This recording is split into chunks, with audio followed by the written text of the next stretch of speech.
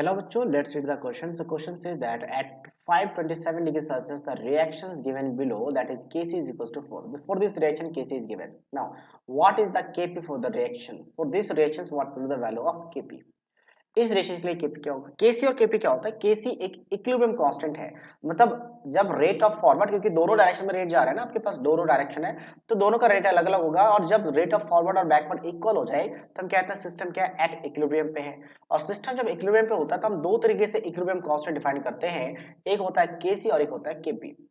केसी define किया जाता है equilibrium constant in terms of concentration और KP in terms of pressure, और इनके बीच में एक रिलेशन है, Kp is equals to Kc RT to the power delta N G. Delta N G कैसे डिफाइन करते हैं? तो डेल्टा एन जी डिफाइन किया जाता है number of moles of product minus number of moles of reacted. तो delta N बन गया। जी किस लिए लिया गया यहाँ पे? जी इज फॉर गैसियस सब्सटेंस, सिर्फ गैसियस सब्सटेंस होना चाहिए।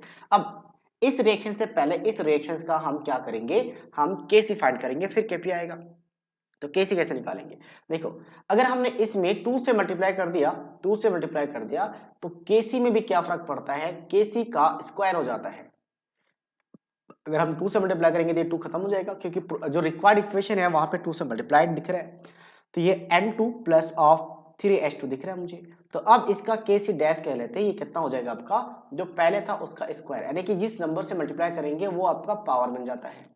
और रेशियो को रिवर्स करने से इक्विलिब्रियम कांस्टेंट डिवाइड हो जाता है, मींस डिवाइड में आ जाता है। तो अगर मैं रेशियो को रिवर्स कर दूं तो जो रिक्वायर्ड इक्वेशन मुझे दिख रहा है जिसके लिए के पे पूछा गया है, उसका हम कैसे निकाल सकते हैं? तो पहले तो इसका कैसे निकालना पड़ेगा, जो कि इस रेशियो का केसी गिवन था, दोनों का सेम नहीं होगा।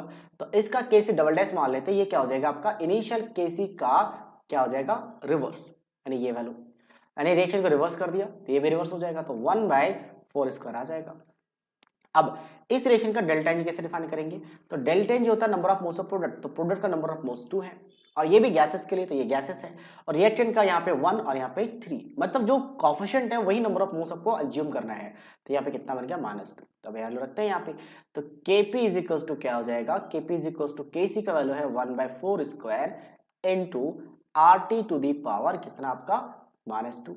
तो ये क्या बन जाएगा? 1 डिवाइडेड बाई 4। अब दोनों में ये नीचे आएगा तो स्क्वायर बन जाएगा, तो 4R इंटू टेम्परेचर। अब टेम्परेचर कितना है? तो टेम्परेचर की बात करें तो 527 डिग्री सेल्सियस है, तो हमें केल्विन में रखना है। तो 527 में अगर मैं 273 ऐड कर दूं तो 800 केल्विन आ जाएगा, तो 800 केल्विन हम रख लेते हैं, तो ये बन गया square. So that means option C के साथ मैच कर रहा है, option C. So option C is the right answer of this question. So I hope you understood it well. All the best.